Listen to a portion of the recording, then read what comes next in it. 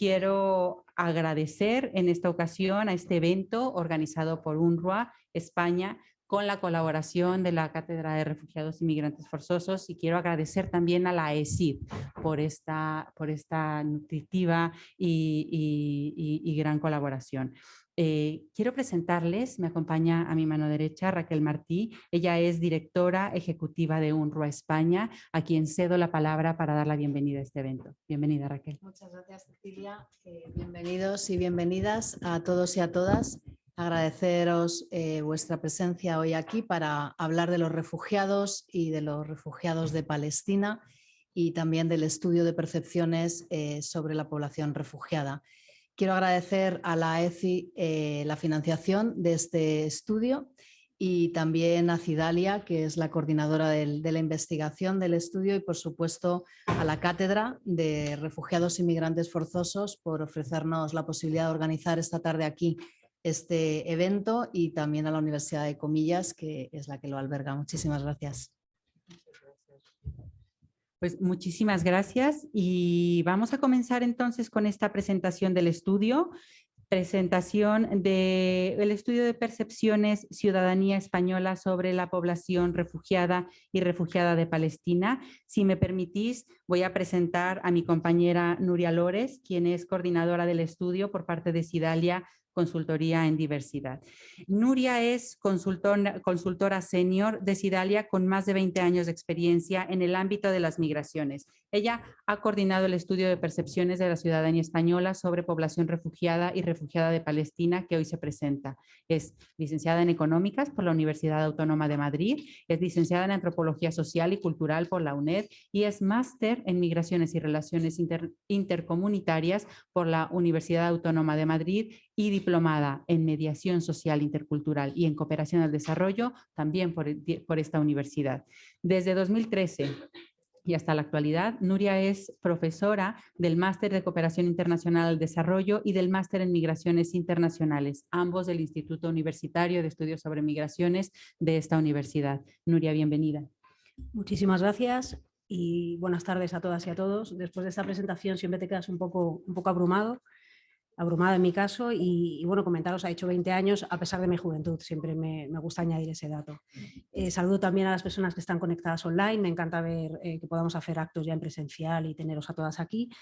Cuando me planteé estos 10 minutos, que voy a intentar ser estricta porque con los compañeros de mesa que tengo, incluso me atrevería a pedir 7 minutos para dejarles más tiempo a ellos, me planteé, bueno, pues presentar un informe muy denso, muy completo, me salían 22 diapositivas llenas de datos. 22 diapositivas infumables. Con lo cual, creo que mi misión aquí en estos 10 minutos, algo menos ya que me quedan, es animaros a leer el informe. El informe va a estar disponible muy pronto, tenéis un breve resumen ejecutivo, y lo que voy a intentar en mi presentación es daros algunas pistas que faciliten el debate, tanto por parte vuestra y las preguntas, aprovechando las personas expertas que tenemos en la mesa, como para animar a la reflexión. Entonces, a lo mejor sí que he buscado, dentro de los datos del informe, ser un poco provocativa. Quería aclarar eso. Bueno, como habéis visto, el título se llama La población refugiada de Palestina, una mirada actual desde las percepciones y la realidad. Cuando hablamos de una mirada actual, quiero llevaros hace un año. Hace un año, por estas fechas, estábamos diseñando el estudio y empezamos a tener ya el cuestionario, a iniciar el trabajo de campo el 14 de febrero de 2022. Esta fecha es sumamente importante. Si pensamos que el trabajo de campo, la mirada actual, se diseñó en diciembre del año pasado, esa actualidad nos remitía a la, creo, sexta ola de COVID, con lo cual el COVID era una de las realidades actuales cuando se planificó el estudio, y muy importante además para la AECID, que financiaba el estudio. Pero si además hablamos de una mirada actual, y os estoy diciendo que el trabajo de campo se inició el 14 de febrero, no vamos a ser, todos somos conscientes de lo que se inició el 24 de febrero, y más hablando de refugiados, de personas refugiadas en la guerra en Ucrania, con lo cual esa actualidad y esos dos hechos van a marcar el estudio, considerando que es un estudio privilegiado por la fecha en la que se hizo el trabajo de campo. Es decir, en este estudio tenemos el privilegio de que se iniciaron las encuestas a la ciudadanía el 14 de febrero, con lo cual tenemos 10 días que podemos contrastar, y que de hecho ha dado lugar a algunas reflexiones, de ver los resultados antes de la percepción hacia las personas refugiadas en general y palestinas en particular, y una vez comenzada la guerra. Y os comentaré luego, cuando llegue el momento, algunas de esas reflexiones, con lo cual esa mirada actual es muy importante. Si pasamos por favor a la diapositiva siguiente. Vale. Bueno, pues este estudio va, en primer lugar, lo que quiero decir, va de personas. Como no podría ser de otra manera. Va de personas, esas 1.500 que aparecen ahí son las 1.500 personas que de una manera u otra han estado implicadas en el estudio. Se han hecho 1.402 entrevistas, encuestas telefónicas en 9 comunidades autónomas: Andalucía, Aragón, Baleares, Cataluña, Extremadura, Madrid, Navarra, País Vasco y Valencia. Aparte de esas 1.402 encuestas realizadas por una empresa que se llama SmartQuest, que es una startup de la Universidad Autónoma de Madrid. Y digo una startup porque todas las personas que han participado en la encuesta son estudiantes, como muchas de las que estáis aquí, y es una pequeña empresa que mira mucho las encuestas a personas refugiadas y a la inmigración, es decir, son conscientes cuando se hace una encuesta social, y eso para una encuesta de estas características, y más cuando se hace por teléfono, es esencial. No es una demoscopia que llama y pregunta pues el último electrodoméstico que te has comprado, no, estamos hablando de personas, por favor, personas en mayúsculas. Aparte, dentro de esas 1.502 hay 28 personas expertas pertenecientes a administración, medios de comunicación, academia, de las cuales tenemos aquí representadas a 3, como no podía ser de otra manera, a Raquel, que formó parte del estudio y las entrevistas, también a Jesús y a Joan. Darles gracias, por supuesto, a todas. No voy a mencionar a las otras, aunque iré mencionando frases y de alguna manera estarán presentes en la presentación. Además, y me consta que hay bastantes personas conectadas también online en este sentido, se realizaron entrevistas grupales en las cuales participaron 14 personas, distribuidas por estas 9 comunidades autónomas, personas jóvenes de 18 años hasta bastante mayores, más de 70 años, porque queríamos también contrastar. Ya sabéis que hay veces, bueno, pues las encuestas son más frías y no te permite llegar a algunos detalles, queríamos afinar, queríamos tener esa afinación, y bueno, también han participado esas personas. El equipo de UNRWA está sumado también esas 1.500 personas. Agradecer especialmente a Isabel todo su apoyo, paciencia, y ha sido una colaboración excelente, y al equipo de Fidalia, que está aquí Jesús, otros compañeros, Elia, Alessandra, Sagar, que está en Barcelona conectado. Bueno, pues darles muchas gracias, y a vosotros, porque ya sois la primera tangibilidad de regar esa pradera, es decir, sois los primeros que estáis escuchándonos y recibiendo este informe, y sois los primeros que vais a tener la labor de leerlo y difundirlo y hacerlo realidad, porque el informe es un informe solo de datos, insisto que es de personas. Así que muchísimas gracias. Si hablamos de los 5,8 millones, son actualmente las personas refugiadas de Palestina, y dentro de esos 103 millones son personas que ACNUR reconoce que están desplazadas por algún motivo. Si bien fechas actuales, bueno, pues hablan de unos 31,7 millones, como podéis ver, de personas refugiadas en el mundo. Solo voy a dar 4 cifras muy rápidas para que cuando hagamos alguna conclusión lo tengamos contextualizado. Actualmente, según últimas cifras de finales de octubre, hay 7,7 millones de personas ucranianas refugiadas, 7 millones de personas sirias, 6,5 millones de personas venezolanas y los 5,8 millones de personas palestinas. Pasamos, bueno, aparte de personas, la otra diapositiva ponía abajo datos. Bueno, queremos también que los datos, por supuesto, hablar de esa rigurosidad, veracidad y confiabilidad. Por eso hemos realizado diferentes técnicas, lo que hemos hablado de cuantitativas y cualitativas, triangulación, que ya sabréis algunos de vosotros, bueno, pues intentar buscar diferentes veracidades para intentar darlo y hablar con rigurosidad. En el informe encontráis la ficha técnica de la encuesta y un 2,6 de error. Encontraréis datos más técnicos, pero vamos a lo que es la cuestión. Pasamos a la siguiente, Raquel, muchas gracias. En el título también veíamos, aparte de esa actualidad, la palabra percepción. Tenemos que tener muy claro que estamos haciendo un estudio de percepción. Ahí con 2 gráficos muy sencillos, si vemos un número en el suelo y una persona entiende un 6 y otra lee un 9, pues imaginaros cuando hablamos sobre la percepción de personas refugiadas. Es decir, es un fenómeno complejo.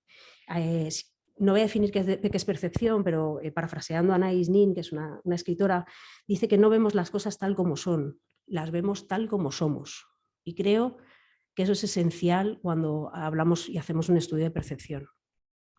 Hay tantas percepciones como personas, y ahora querría haceros una pregunta a la sala y simplemente apuntar que ahí he apuntado 2 datos, la foto tapa lo del ETIC y EMIC, creo que en la pantalla también, que para nosotros es muy importante. Como os ha dicho Cecilia, yo tengo formación en antropología, y las visiones EMIC y ETIC tienen que estar contrastadas siempre. El ETIC es cómo se ve la realidad desde fuera, y el EMIC es cómo la ven las personas que están implicadas en esa realidad, con lo cual dentro de las entrevistas que se han realizado más en profundidad, personas expertas, se ha tenido también en cuenta, como no podría ser de otra manera, la visión de las propias personas palestinas, que también tenemos 2 compañeras conectadas online y que enriquecerán todo el estudio y la experiencia de hoy. Antes de pasar a la siguiente diapositiva, os voy a hacer 2 preguntas que se hacían en la encuesta. No tenemos tiempo para que me contestéis con alguna herramienta virtual, etcétera, pero sí que os pido que anotéis en el papel, por favor, la pregunta que os voy a hacer. Cuando se oye la palabra refugiado, ¿qué es lo primero que te viene a la mente? Por favor, anotarlo en vuestro papel. Y cuando oyes la palabra Palestina, ¿qué es lo primero que te viene a la mente? Pasamos a la siguiente diapositiva, por favor, Raquel. De acuerdo. Bueno, no sé qué palabra habéis anotado, pero sí que deciros que estas 2 preguntas se hacían a las personas. Ahí podéis ver el mapa. Esta en concreto es de las personas refugiadas y la siguiente será de las personas palestinas. Personas palestinas, no, de cuando preguntamos la palabra Palestina, disculpar. Un 40% de las personas encuestadas asocian la palabra refugiada o refugiado y Palestina a conflicto, guerra y huida. Un 14% lo asocia a palabras tradicionalmente relacionadas con una respuesta emocional y una visión más, podríamos decir, asistencialista, como son tristeza, miedo, necesidad, ayuda, pobreza, sufrimiento. Problema o mal. En concreto, problema o mal lo citan un 3% de las personas encuestadas y coincide tanto para persona refugiada como para Palestina. También es muy significativo, y por eso tenemos que incidir, y lo menciono, que hay un 12% de personas que no saben qué responder cuando oyen la palabra refugiado o refugiada, y un 10% tampoco saben qué responder cuando oyen la palabra Palestina. Entonces, bueno, quería mencionar estos detalles con uno que es el que más nos ha llamado también la atención, y es que ninguna persona de las 1.402 encuestadas ha mencionado la palabra derechos, protección, asilo, asociada a la palabra refugiado o refugiada, lo cual creemos que es muy significativo. Si pasamos a la siguiente diapositiva, esta es la nube de palabras correspondiente a la palabra Palestina y también podréis ver el análisis. En el resumen que tenéis hoy aparece. Vamos a la siguiente diapositiva. Yo he centrado la presentación en los 6 principales hallazgos, los tenéis en este resumen, y como he dicho voy a solamente a destacar muy rápidamente, en apenas 5 minutos, algunos datos. En el primer hallazgo podemos decir que personas refugiadas sí, pero con matices. La esperanza y la base para seguir trabajando para garantizar sus derechos. Ese sí, pero, yo creo que todos los que estamos aquí nos suena a yo no soy racista, pero, es decir, cuando hay un pero después de un refugiado sí, pero, bueno, pues ya nos está alertando sobre alguna cuestión. De este punto, destacar que el estudio en líneas generales afirma que la sociedad española se percibe como una sociedad favorable, solidaria, que ofrece una buena acogida en términos generales, pero matiza en 6 puntos que yo he destacado principales para que los recojan también los ponentes. Muy brevemente, 1 de cada 4 personas cree que solo deberíamos acoger a un número limitado de personas refugiadas. Refugiados sí, pero solo un número limitado. 1 de cada 10 piensa que las personas refugiadas mienten y que no tienen motivos reales para ser perseguidos en sus países de origen. Cuando preguntamos, bueno, ¿qué interacción tienes con las personas refugiadas y cuáles son las mayores reticencias? Las mayores reticencias, os las podréis imaginar, no queremos alquilarles una vivienda, tengo reticencias a vivir en un barrio que haya muchas personas refugiadas, no aceptaría el matrimonio con uno de mis hijos o el mío propio, y no me gustaría tener compañeros de trabajos que fueran refugiados. Esas serían las mayores reticencias. Todavía a día de hoy, 1 de cada 10 personas encuestadas considera que en ningún caso deben sancionarse insultos racistas o xenófobos. Bueno, es un 1 de cada 10, pero yo creo que hay que tener en cuenta y hay que tomar en serio a ese 1 de cada 10 que considera que no hay que sancionar estos hechos. Luego lo veremos en el apartado de Ucrania muy rápidamente, pero sí que hay un cierto nivel de racialización y aceptación hacia determinadas personas refugiadas, blancas y si puede ser de nuestra misma religión, porque se integran mejor. Y para terminar este apartado y pasar al siguiente, 1 de cada 3 personas considera que se está recibiendo por parte del Estado mucha protección. Las personas refugiadas están recibiendo mucha protección en comparación con otros colectivos, como pensionistas o personas mayores. A nadie se nos escapa esta percepción de que el Estado está apoyando mucho económicamente. Se han hecho otros paralelismos con los mal llamados MENAs, etcétera. Es decir, tengamos ahí también ese farolillo rojo. Si vamos a la diapositiva 2, la elevada simpatía y cierto conocimiento sobre la causa palestina no se traduce en una conciencia crítica sobre las personas refugiadas de Palestina y su origen y el conflicto palestino. Dicho de otras palabras, desconocimiento. Se manifiesta un desconocimiento prácticamente absoluto. Apenas menos de un 1% de las personas encuestadas asocia la palabra Palestina a personas refugiadas. Es un hecho que llama mucho la atención. De aquí solo me gustaría leer una frase que la dijo otra persona experta del Ayuntamiento de Barcelona, que decía que creía que la ida y venida de personas de aquí, de nuestra sociedad española, a Palestina, allá, esa vivencia en primera persona, ayuda a que se conozca de primera mano y se eviten las manipulaciones y las distorsiones. Gente que ha viajado a Palestina y ha sentido las excavadoras, ha visto los muros y ha sentido la crispación, está mejor preparada para entender qué es lo que pasa cuando hablamos de Palestina. Y yo lanzo en la sala ese conocimiento, no hace falta que digáis quién ha estado, quién no ha estado, pero yo traduzco, como hemos dicho, doy clase aquí en trabajos finales de máster. De unos años aquí apenas hay inquietud por hacer un trabajo sobre el tema palestino, a lo mejor uno por promoción. Es decir, eso se denota también en la inquietud de los estudiantes que no tienen esa necesidad de estudiarlo. Ahí lo dejo. No voy a comentar nada más en este sentido, porque creo que hay frases excelentes de Jesús y de Joan en el informe que podrán hablar de ello ahora directamente en primera persona. Me quedan 3 minutos. Diapositiva siguiente, por favor. Un antes y un después de la guerra de Ucrania. Es innegable. Hay un claro incremento de la sensibilidad de la ciudadanía española hacia la situación de las personas refugiadas. Simplemente alguna anécdota, las llamadas que se hacían del 14 de febrero al 24 de febrero, bueno, tiene usted un momento, ya hemos recibido esa encuesta, tiene usted un momento para contestar, es muy breve, es una encuesta sobre personas refugiadas. Bueno, pues costaba un poco que las personas te contestaran. A partir del 24 de febrero, la gente se quedaba al teléfono, quería contestar y contestar. Sí, personas refugiadas, y se quedaba, se aumentó la intención de respuesta.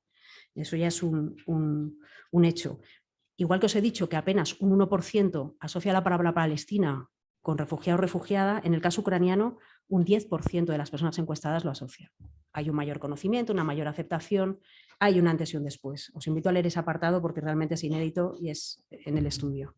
Si pasamos a la siguiente diapositiva. He cogido carrerilla.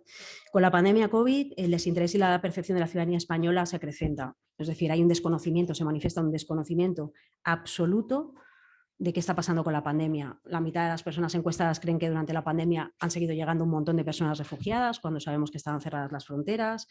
El 95% de las personas dicen que desconocen absolutamente cuál es la situación COVID en Palestina.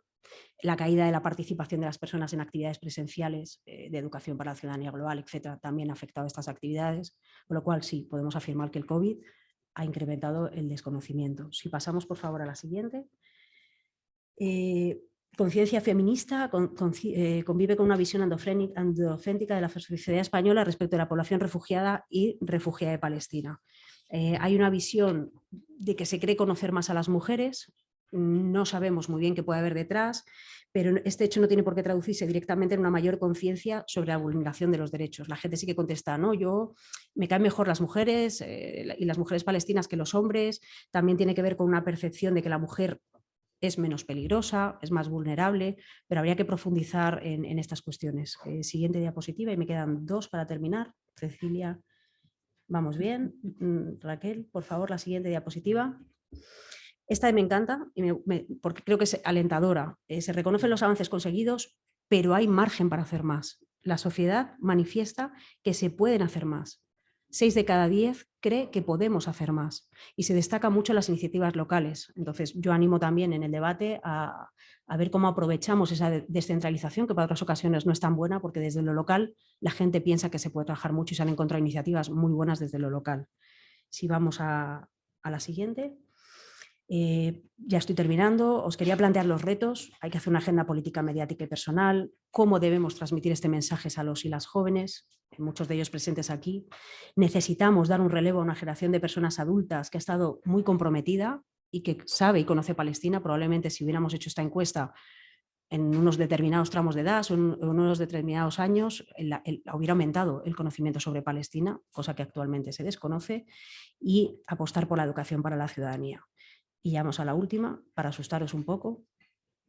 Esta, que no se ve nada, la tenéis en el informe. No he he hecho diapositivas muy ligeras, con fotos y con pocas frases, pero si no acababa así. Tenéis en la última página del documento las recomendaciones. repensar e innovar, acercarnos a los jóvenes, hablar sobre narrativas, cómo poder hacerlo desde la organización de la sociedad civil, de los medios, desde la comunicación. Las tenéis ahí, no hay tiempo para compartirlas en detalle, pero animo a Joan, a Jesús y a Raquel que lo puedan hacer en el debate y a vosotros que preguntéis. Muchísimas gracias y espero haber llegado, creo que me he pasado en un minuto, pero gracias. Muchas gracias, Nuria. Gracias por esta presentación del informe. Y ahora vamos a dar paso al siguiente bloque en el que vamos a hablar un poco de la empatía. Y les cuento un poquito el formato. Vamos a ir un poco por preguntas y respuestas que ya tenemos un poco preparadas con los ponentes. Pero antes de comenzar, permítanme presentarlos. Me acompaña Jesús Núñez, codirector del Instituto de Estudios sobre Conflictos y Acción Humanitaria. Él es especialista en temas de seguridad, construcción de la paz y prevención de conflictos, con especial atención al mundo árabo-musulmán. Es profesor de la Universidad Pontificia Comillas, miembro internacional del International Institute for Strategic Studies en Londres. Es consultor del Programa de las Naciones Unidas para el Desarrollo, PNUD, en el ámbito de la construcción de la paz y la prevención de conflictos violentos. Y nos acompaña también Joan Cañete, quien es periodista y escritor, subdirector del Periódico de Cataluña, especialista en información internacional. Él ha sido enviado especial a conflictos bélicos y corresponsal en Jerusalén de 2002 a 2007 y Washington 2007-2009.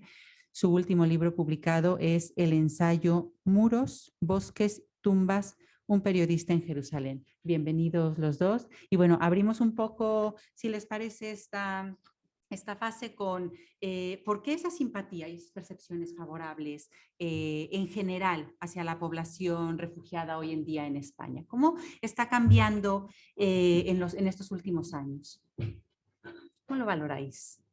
No sé, Jesús, ¿quieres empezar quizá bueno, como ve vosotros? De acuerdo, muchas gracias.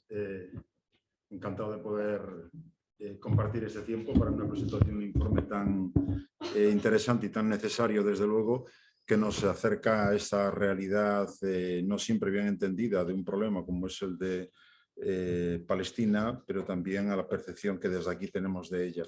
Y en ese sentido, lo de la simpatía parece que es una realidad y los datos así lo demuestran. Pero eso ya me plantea un problema desde el principio, que podemos darle alguna vuelta, puesto que es un tema del que seguramente no vamos a tener una respuesta definitiva. Mi problema en este punto es que preferiría a años luz de distancia que nos acercáramos al tema de Palestina o al tema de los refugiados siempre por cuestiones de derechos, no por cuestiones de simpatías. Porque las simpatías se pueden tornar en antipatías. Pongo un ejemplo a veces, y para los que tenemos ya una cierta edad. Hubo una época que jóvenes españoles como vosotros, cuando se iban de vacaciones y estaban sensibilizados con determinados temas, había muchos que se iban a un kibutz israelí. Era algo atractivo, algo progresista, algo que un pueblo intentando conquistar un territorio en un entorno muy difícil, etc. Hoy en día, si hay jóvenes españoles que tienen una cierta sensibilidad por estos temas, es más fácil que lleven una cufía a los hombros, aunque no sepa muy bien a lo mejor incluso lo que significa, y no van a un kibutz israelí. Algo ha cambiado en términos de percepciones, sensaciones, emociones. Y las emociones en una sociedad como la de hoy, tan dada a la desinformación, a los bulos, a las mentiras, con un buen aparato de propaganda se pueden cambiar. Lo que no se cambia son las violaciones de derechos, porque si sabemos cuáles son nuestros derechos, podemos entender cuándo son violados o no. Y creo que en este caso, ya digo, me gustaría que más que simpatía hubiera esa percepción alrededor del tema de los derechos. En cualquier caso, en la medida que definimos a la sociedad española, y los datos lo vuelven a mostrar, como una sociedad más tolerante de lo que a veces nos parece, más comprensiva con otras realidades, pues parece que hay una corriente estructural, no diría en este caso coyuntural, de acercamiento a las víctimas de lo que sea. Y en la medida que refugiados y refugiadas nos acerca a catástrofes y nos acerca a conflictos violentos, pues eso ya en principio parece que es una vía que permite explicar lo que ocurre en un caso como este. Además de eso, y ahí hay motivaciones que pueden ir, los colores pueden ser muy distintos. O sea, dicho crudamente, desde posiciones netamente antisemitas, que por lo tanto se colocan en el lado contrario hasta posiciones nacionalistas. Yo soy de un grupo nacionalista y veo que este pueblo está luchando por tener un Estado propio, yo también, luego soy favorable. Y en el caso español no hay ninguna red de apoyo de la sociedad civil tan densa como la del tema saharaui y la del tema palestino. Y en buena medida tiene que ver también con cuestiones nacionalistas, también, ya digo. Por lo tanto, motivaciones puede haber muchas que nos dan como resultado, en cualquier caso, una realidad que, ya he dicho, haciendo ese matiz que antes planteaba entre simpatías y derechos, en cualquier caso, evidentemente, considero que es positiva y que ojalá dure. Joan, hablando un poco y ahondando en esto que indicaba Jesús, ¿por qué crees también que hay una mejor percepción de las mujeres refugiadas que hacia los hombres? Hablando del... Sí, claro, muchas gracias. Estoy muy contento de estar aquí. Muchas gracias por la invitación. Felicidades por el trabajo, es ingente y tiene un enorme mérito. Claro, el problema de estar al lado de Jesús es que ya lo ha contestado todo. Yo tenía apuntada aquí la palabra derechos, que es la más importante. Hay una pulsión clara, innata, de pura simpatía hacia el refugiado. Humanamente es muy difícil que esto no ocurra. Entonces, para contrarrestar esto, hay que sofisticar el discurso. Es decir, cuando yo, por mi trabajo, he tenido que explicar no solo en charlas, sino a amigos, a gente, a mi madre, qué ocurre en Palestina. O sea, bueno, ¿por dónde empiezo? ¿No? O sea, ¿por qué año empiezo? ¿Por Herschel? ¿Por el 48? ¿Por dónde empiezo? Entonces, cuando empiezas a explicar, la pulsión dice, qué barbaridad, ¿no? Pero después el discurso se sofistica. Sí, ya, pero que vuelvan a sus casas, ¿vale? ¿Y en dónde? O sea, cuando viene gente de visita a Jerusalén y les enseñas Jerusalén, que vuelvan a sus casas, sí, ya, pero su casa está allí y ahora hay gente israelí viviendo allí. Entonces, ¿qué? La casa es esa, ¿no? Ah, no, claro, entonces el terrorismo, la violencia armada, la resistencia armada, todas las capas de un conflicto que dura tantísimo tiempo, sofistica el discurso y entonces en una sociedad como la española, en que no hay un gran conocimiento de la información internacional, hace que esa pulsión innata que sale, simpatía, que sale muchas veces solo por instinto, en cuanto empiezas a oír o empiezas a informarte según qué, en cuanto se sofistica el discurso, es muy susceptible que pueda haber bandazos dependiendo de qué tipo de sofisticación y qué tipo de argumentos escuches. Y algo similar ocurre con las mujeres y de los hombres, pero desde la parte de la empatía. La mujer es percibida como menos peligrosa, sin duda.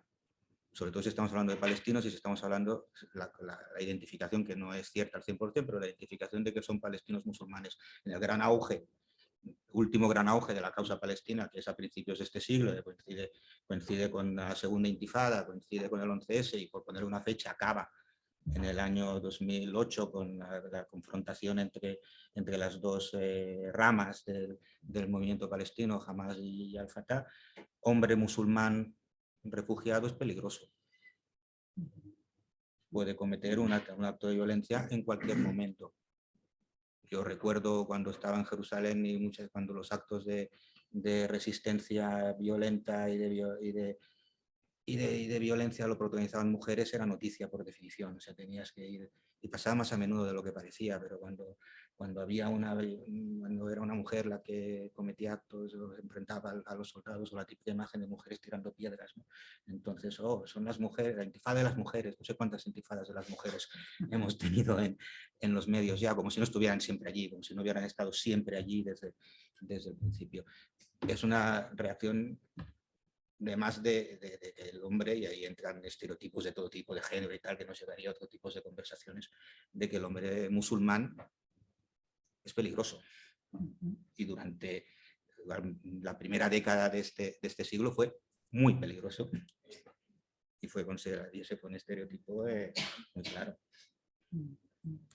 No sé si me permite, no es someter a la sociedad española a un examen, evidentemente, pero es por insistir en lo que decía yo. Simpatía y desconocimiento absoluto. O sea, 1948, no me dice nada. Guerra del 67, no sé de qué estás hablando. O sea, simultáneamente, simpatía y desconocimiento. Y eso es un peligro. Sí, Sí. Gracias a los dos. Joan, tú eres periodista y Jesús, algo conoces también bastante de medios de comunicación. Hablabais de la mediatización del mensaje, ¿no? De cómo una imagen también traduce determinados estereotipos y genera determinadas sensaciones y determinadas emociones a lo largo de la historia y en ese imaginario social que tiene esta sociedad. Y en ese sentido a mí me gustaría preguntarles, porque lo mencionaba también Nuri en el estudio, ¿cómo es posible, por ejemplo, que de repente temas como el de Palestina desaparezcan por completo de la agenda setting, ¿no? De la agenda mediática y deje de hablarse en absoluto de lo que ocurre allí, de lo que pasa? Lo mencionabais hace un momento los dos sobre este desconocimiento. Bueno, pues su casa está allí, sí, pero la sociedad en general no sabe qué es lo que está ocurriendo. ¿Por qué ocurre esto en los medios de comunicación que tienen un poco esa parte, son responsables de abordar la información? Por alusiones. Por alusiones. Sí, somos responsables, pero no somos omnipotentes. Uh-huh. Y el primer motivo por el cual la causa palestina ha desaparecido de la agenda política es que porque los grandes altavoces que generan la agenda política la han hecho desaparecer. Uh-huh. O sea, digamos, la primera reflexión es esta. Luego podemos criticar y podemos evaluar si los medios de comunicación tenemos que ir contra el discurso dominante, si tenemos que intentar... pero eso es una guerra contra grandes molinos de viento.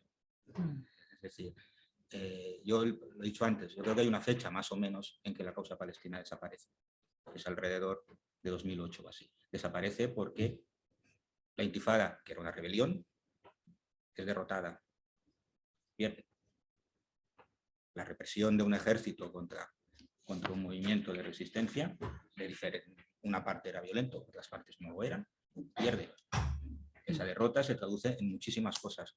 Una de las cosas en que se traduce es la desaparición de una voz política fuerte en el ámbito internacional. Y también se traduce en la pérdida de importancia. ¿Qué ocurre también en el 2008? En el 2008 hay una gran depresión económica. Y eso hace que toda la lista de prioridades se mueva.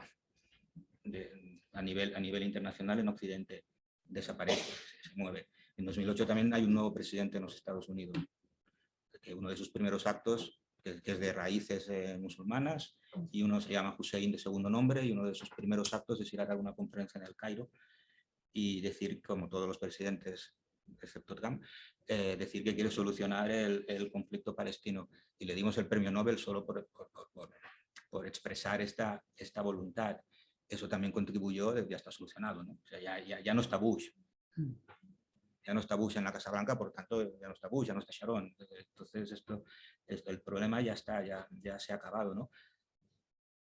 Y luego tampoco ayuda la desunión palestina, la percepción, hay una palabra, problema. A mí en mi pequeña encuesta, sin ningún rigor científico, cuando me dicen que Palestina, yo empiezo a hablar, al minuto me dicen, uff, qué complicado, ¿no? O sea, qué difícil, ¿no? Qué atávico, ¿no? Es decir, cuántas capas, cuántas cosas, que si la Biblia, que si... Qué mala suerte los pueblos que tienen la mala suerte de querer la misma tierra, ¿no? Si además empiezas, no, es que además están divididos, Fatah por aquí y Hamas por allí, y la ANP, pero la ANP no es lo mismo que la OLP, y la OLP, entonces esa disgregación de la causa palestina y su voz internacional tampoco ayuda, porque no hay una voz que intente llevar la causa palestina y decir, aún estamos aquí. Es una confluencia de muchas cosas. Y la capacidad de los periodistas de tozudamente ir explicando algo que casi todo parece ser que todos los actores están interesados en que desaparezca y las circunstancias y hasta los vientos de la historia están interesados en que desaparezca, es francamente difícil y llega un momento en que se deja de hablar del tema. Y luego, además, este tema dura, por ponerle una fecha, más para atrás, pero por ponerle una fecha, 1948. Tienes que estar explicándolo continuamente. Continuamente. O sea, no puedes decir, y esto ya lo he contado. O sea, yo ya he explicado qué tipos de refugiados hay, yo ya he explicado quiénes son los palestinos con derecho a voto y los que no tienen derecho a voto en unas elecciones israelíes. No, cada vez tienes que volver a explicarlo y entonces genera una sensación de aburrimiento casi. si lo pongo incluso en clave personal, hoy he tenido que escribir un articulito porque el día 14, este lunes, se cumplían 2 años desde el arranque de, otra vez, la guerra en el Sáhara Occidental. Si me guío por los titulares de los medios de comunicación, no encuentro nada en los últimos años. No hay Sáhara Occidental. Pero también, si quiero enterarme, hay donde enterarse. Quiero decir que no nos puede servir de disculpa el que ha desaparecido de los titulares o de las portadas de los medios de comunicación. Hoy, en el mundo en el que vivimos, el que quiere saber, sabe. Otra cosa es si uno se acomoda y solamente atiendo al titular que me aparece en cada momento, y hoy son los Rohingya y mañana ya no sé ni dónde están los Rohingya ni qué les ha pasado. Luego, si no está, debe ser que se ha arreglado el problema, y así tantos otros. Por lo tanto, ya digo, lo menciono en el sentido de no vale de disculpa el que ya no están y que por lo tanto, bueno, pues no me preocupo del asunto.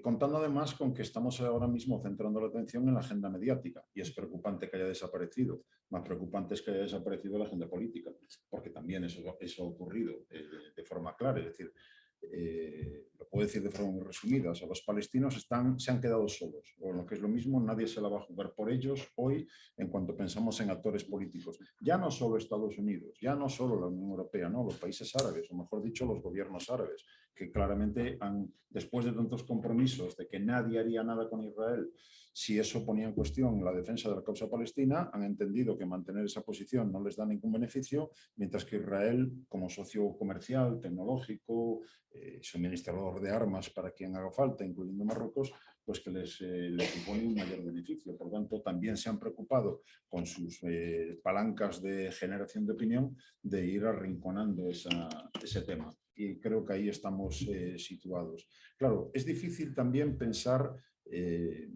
sin caer en el error de cualquier tiempo pasado fue mejor, para nada, pensar otra vez cómo recuperar eso, que vuelva a estar en la agenda mediática, porque a lo que estamos acostumbrados es que solamente mañana volverá a ser portada si hay 100 muertos en un atentado en mitad de Tel Aviv o de Jerusalén, o al revés, una nueva masacre en Gaza por parte de Israel, y entonces puntualmente volverá a aparecer. Y nos encontraremos, como decía Joan, que o explicas otra vez de dónde viene eso, o queda como bueno, vale, sí, han muerto 100 personas más.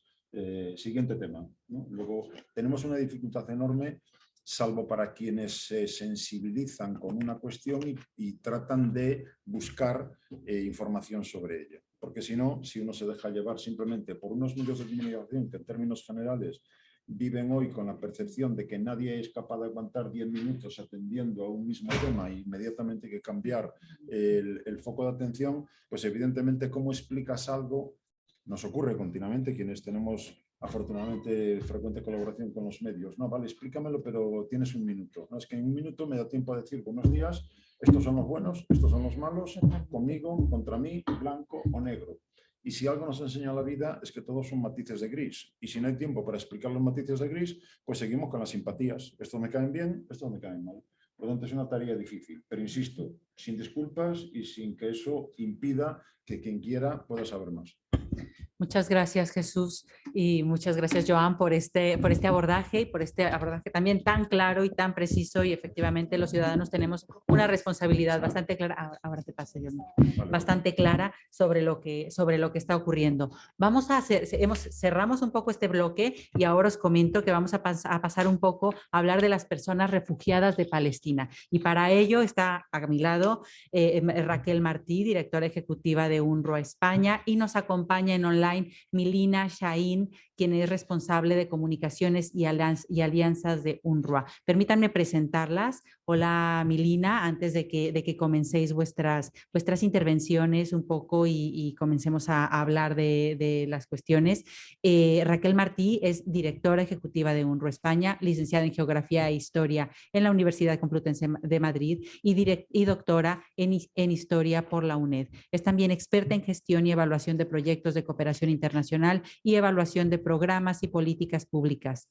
De 1993 a 1998 vivió en distintos países africanos, realizando trabajos de investigación para la Universidad de Harvard, la Universidad Complutense de Madrid, Wildfire Conservation Society, entre otras.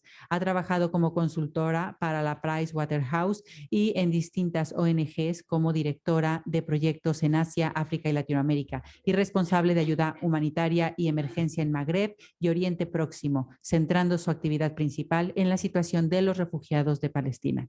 Es autora de varias publicaciones, compatibiliza su trabajo actual con una amplia actividad docente sobre la situación humanitaria en Oriente Próximo y cooperación internacional en distintos foros profesionales y universidades. Gracias, Raquel.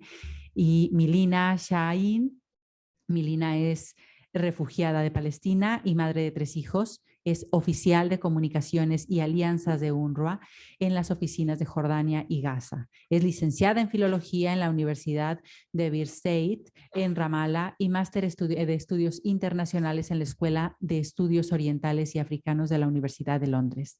Desde niña, Milina fue al colegio en la escuela de UNRWA en el campo de refugiados de Khan Younis y recibió asistencia sanitaria en los centros de salud de UNRWA. Trabaja en UNRWA desde 2005, primero como la jefa de comunicación e información pública en Gaza y actualmente se encuentra trabajando en la oficina de Amán. Bienvenida, Milina.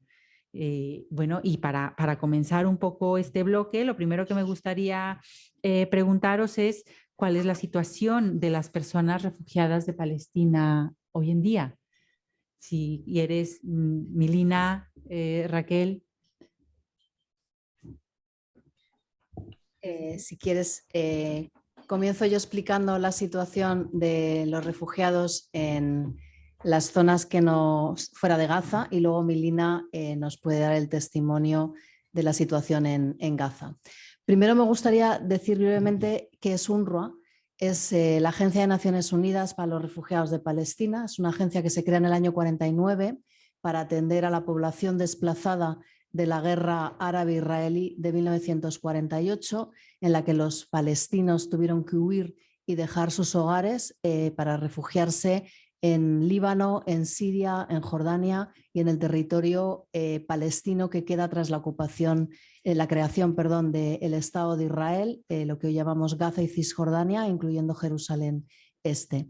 UNRWA se crea para darles servicios y para atenderles con un mandato de 3 años y ha sido renovado hasta la actualidad. La última renovación ha sido hace pocos días, hasta la fecha de hoy. Y esto lo que quiere decir es que los refugiados de Palestina son el colectivo de refugiados que más tiempo ha pasado bajo esta condición. El año que viene cumplen 75 años siendo refugiados.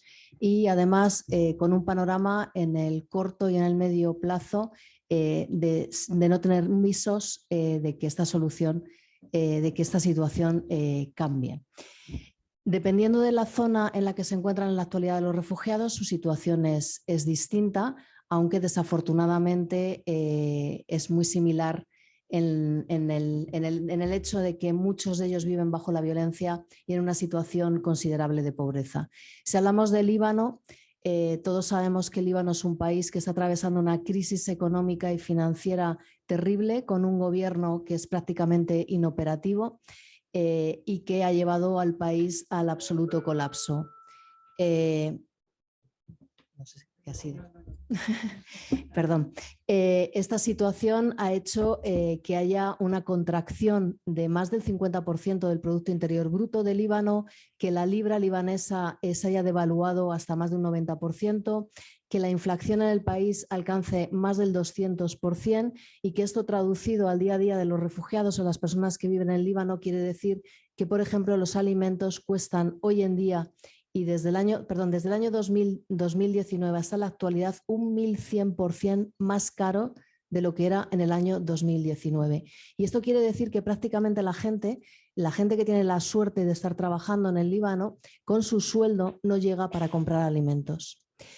Líbano además es un país que sufrió en el año 2020 una explosión en el puerto de Beirut y que acabó con toda la reserva nacional de cereales. Imagínense lo que significa esto hoy en día, con todo el problema que tenemos de abastecimiento de cereales por la guerra de Ucrania y de Rusia. Además, el país no tiene prácticamente reserva nacional de divisas, con lo cual no puede pagar las importaciones, aunque pudiera recibir estas importaciones de Rusia y de Ucrania, no tendría para pagar estos cereales. Todo esto ha llevado, como digo, a la pobreza absoluta del país, un país en el que viven más de 2 millones de refugiados, no solamente palestinos, también sirios, también iraquíes.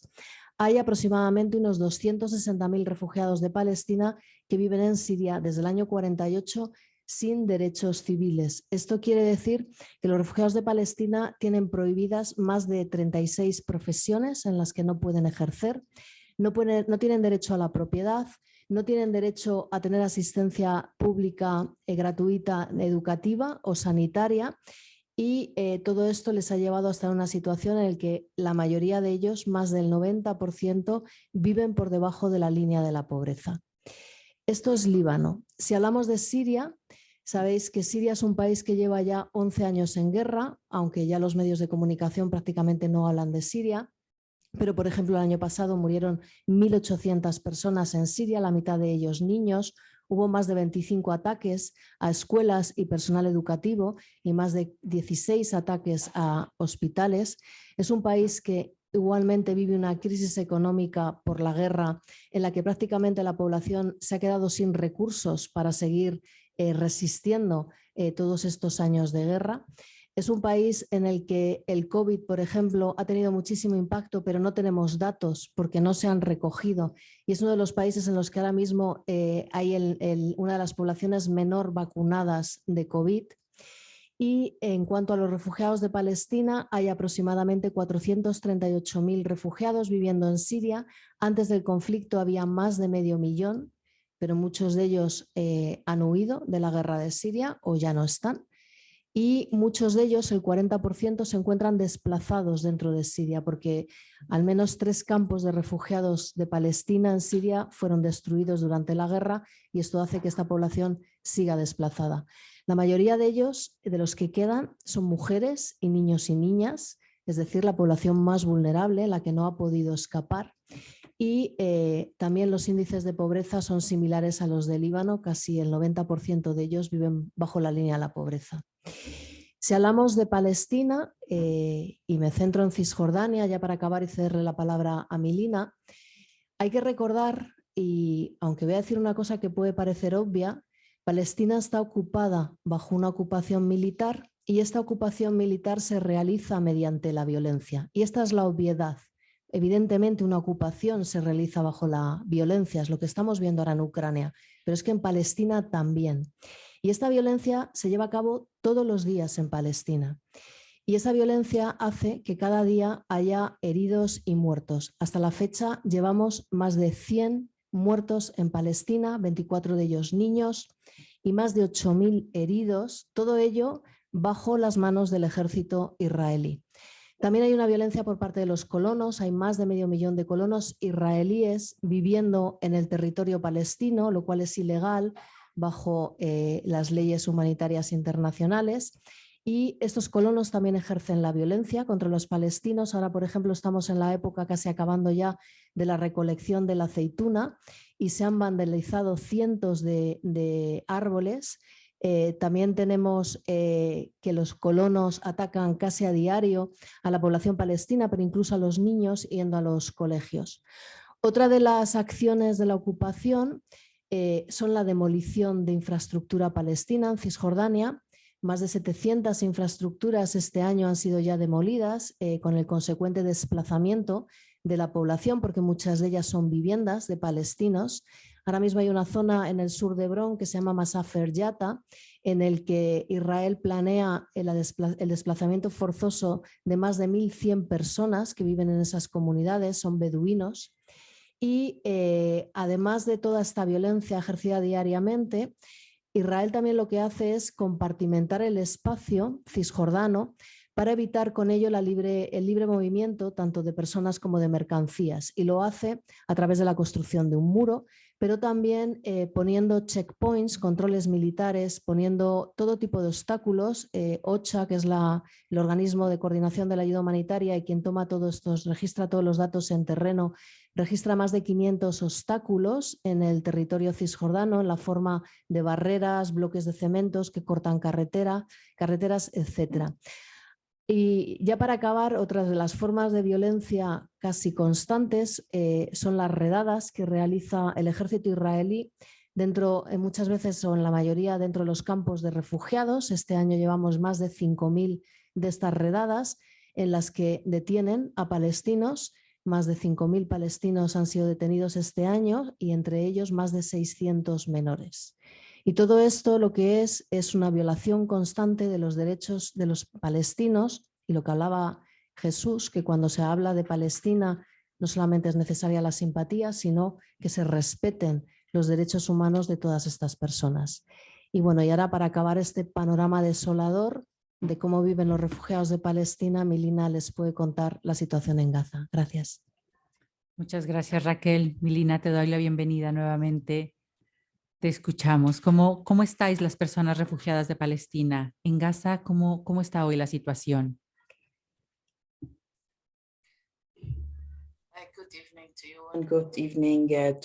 Buenas tardes y buenas tardes a todas las personas presentes. Muchísimas gracias por haber organizado este webinario.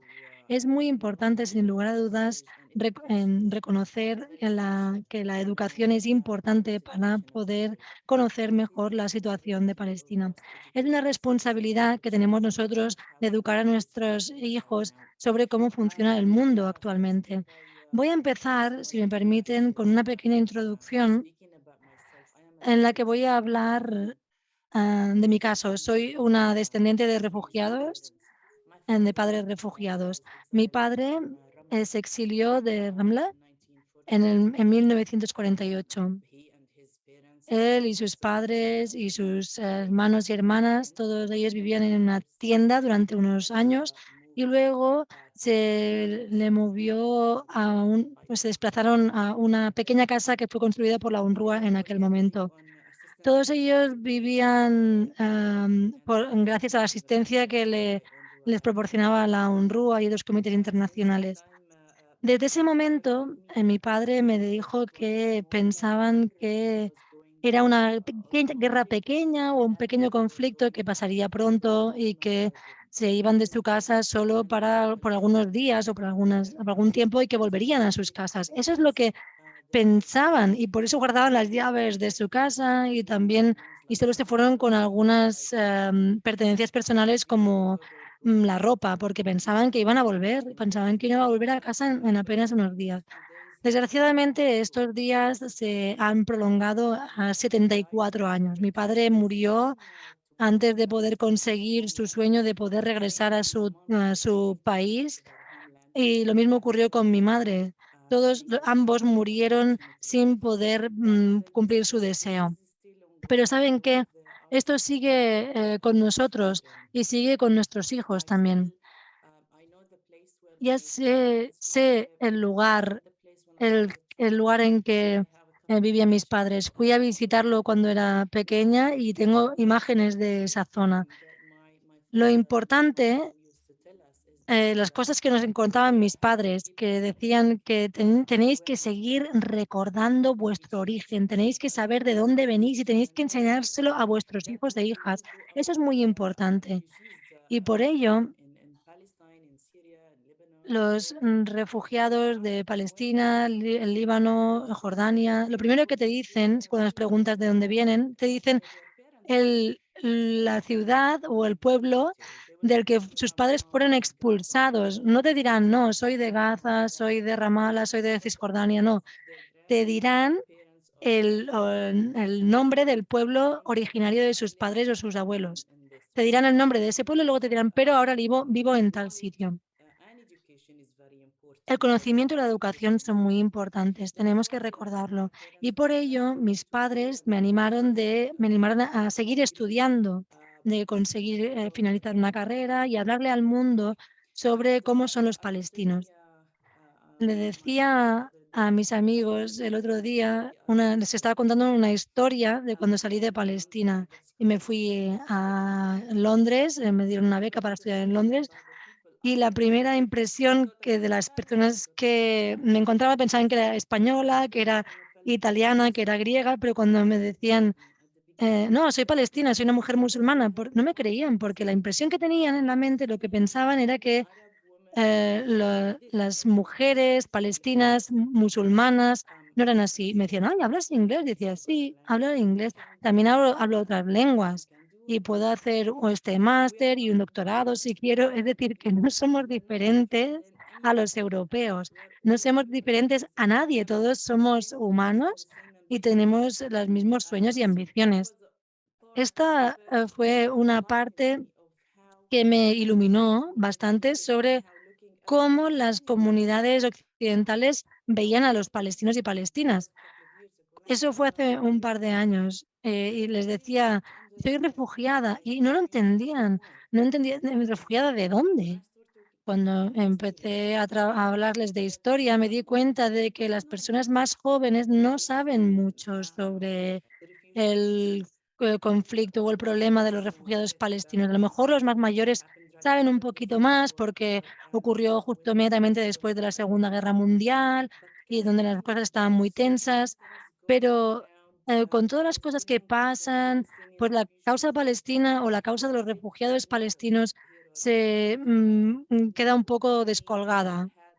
Más adelante hubo la guerra de Irak y las revoluciones de aquí y allí, y luego la guerra de Siria y luego del Yemen.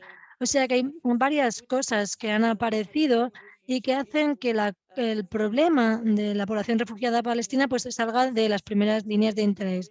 Así que nuestra responsabilidad es llamar la atención sobre este problema, ponerlo otra vez en el radar. Lo que quiero es que la gente entienda que para las personas refugiadas en todo el mundo, incluidas las personas refugiadas de Ucrania y otros lugares, es que hay un hogar o un país que cuando se termine el conflicto, que hay un país al que puedan volver. Pero en el caso de los palestinos, ¿qué pasa?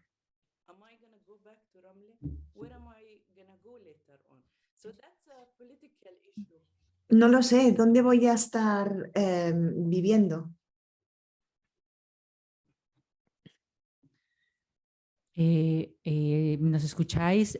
Las traductoras ha parado un poco el sonido. Perdona, Milina. The sound of your voice just stopped and we couldn't hear what you said in the past. Por favor, ¿podríamos retomar esta última frase y nuestras compañeras Retomamos esta... traductoras podrían retomar esta parte para que la podamos escuchar? Sí, parece que hemos confundido los canales. Bueno, esas son las cosas un poco del directo, a veces pasa.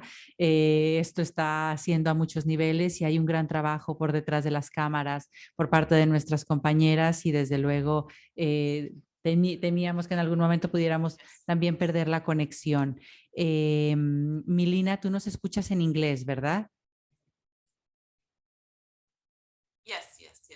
Sí, les escucho bien en inglés. Vale, Sí, fenomenal. estamos escuchando bien, puedo seguir. Vale, ahora podemos seguir, vale, ahora nos escuchan. Un poco por continuar con este relato tan interesante, Milina, que nos estás haciendo, y si nos podrías comentar un poco cómo está siendo el impacto de la guerra de Ucrania para las personas de Palestina. Say that question again, please.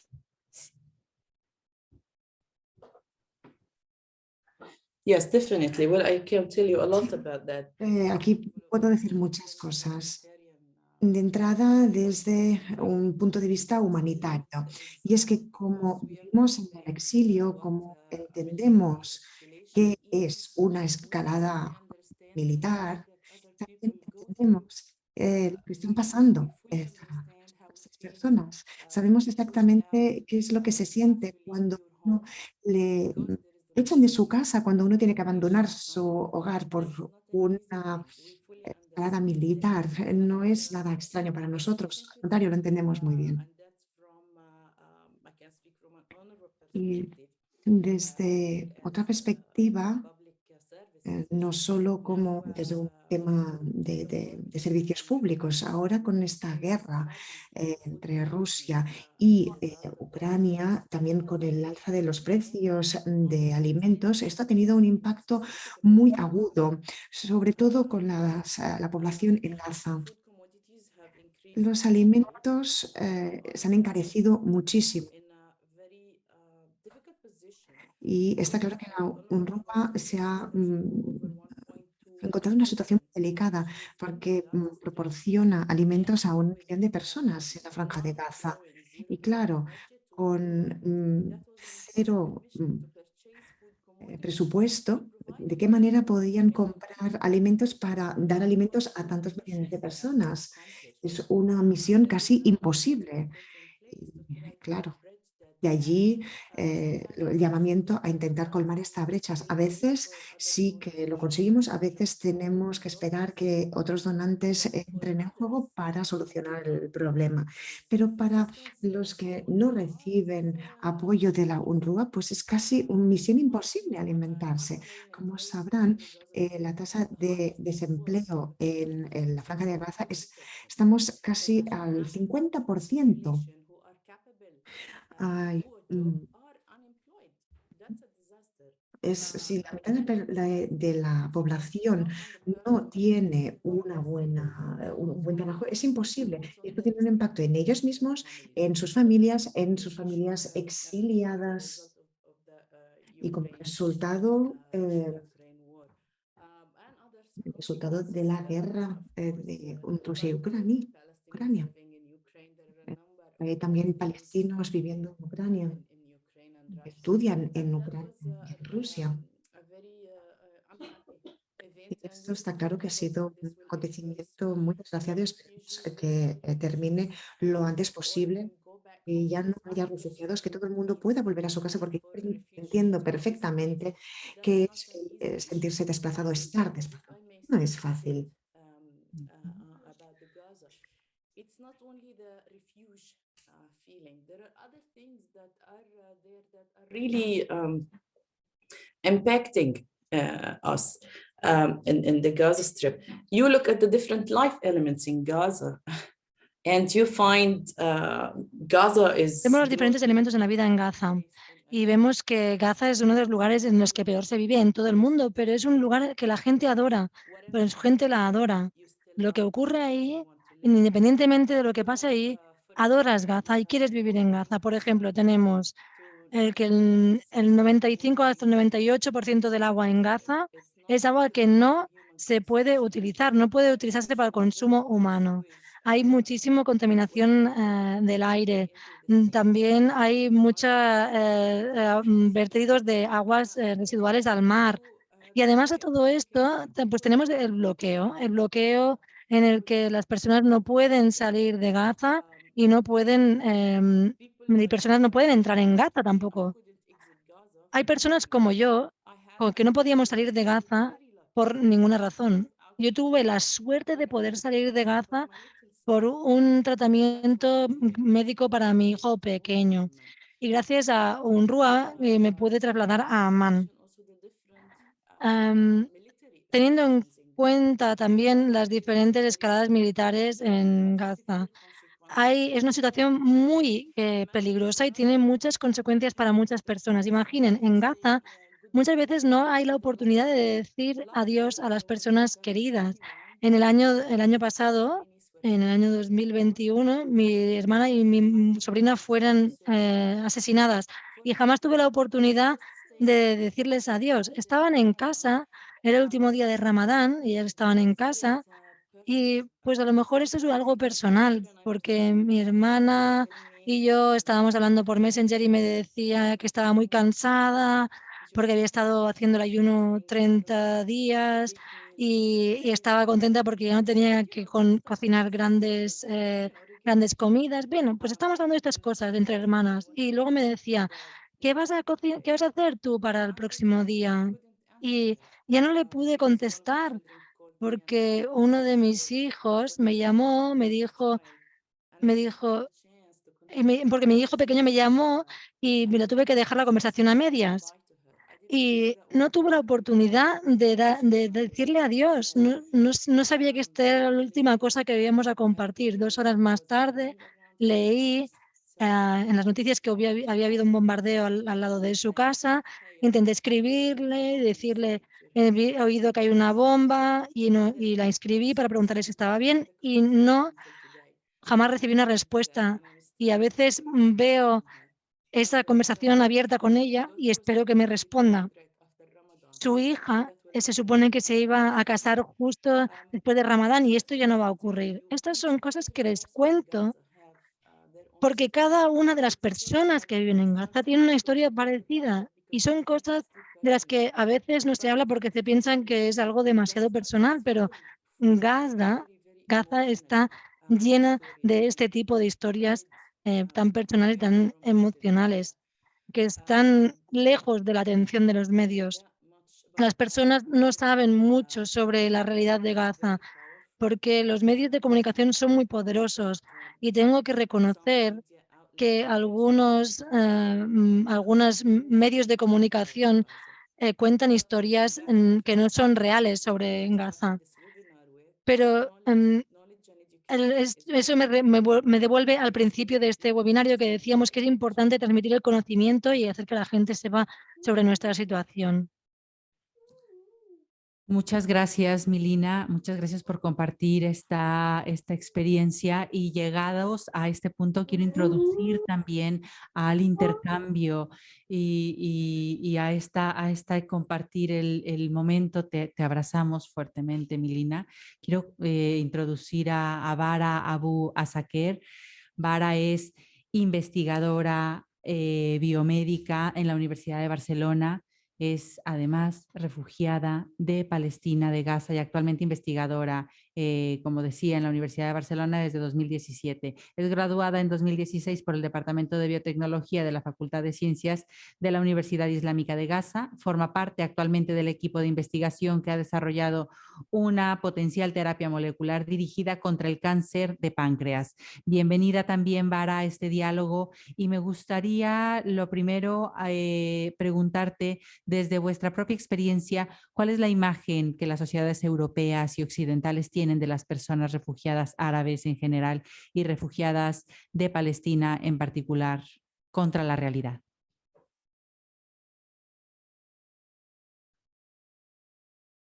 Good evening, everybody. It's a pleasure to be here with you in this conference, and it's a proud of me. Buenas tardes a todos, es un placer estar aquí con todos ustedes. Muchas gracias por haberme invitado a participar en esta conferencia como un ejemplo de persona refugiada de Palestina. Voy a presentarme, me llamo Bara Abu Asaker y llegué a Barcelona en el año 2017. Estaba viviendo antes en Gaza, donde nací.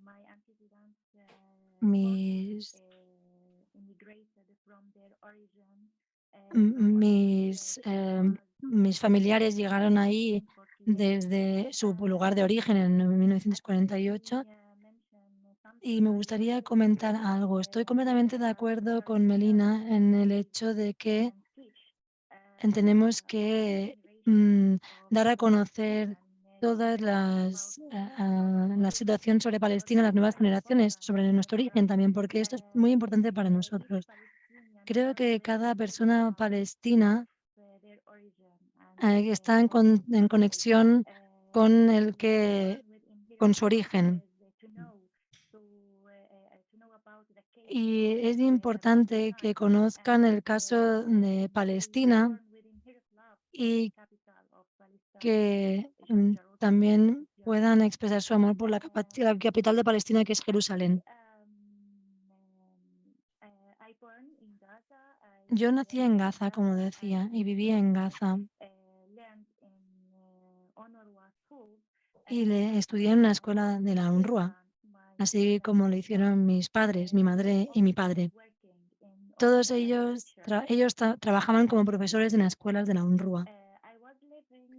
Yo primero vivía en una ciudad que se llama Rafah, que está muy cerca de la frontera de la Franja de Gaza. Y recuerdo que durante la Intifada había muchos ataques y muchos episodios violentos que vivimos durante ese tiempo. También recuerdo que no podía ir a muchas de las clases durante varios días como resultado de los ataques y de los ataques directos entre las fuerzas israelíes y los disidentes de la Franja de Gaza. Me gustaría decir que yo nunca me he vuelto a Gaza porque desde que nací en 1994 hasta que me fui de Gaza, cada día vivíamos algo nuevo, algo duro, algo que la mayoría de niños no deberían vivir en este tipo de situaciones y tener este tipo de miedos.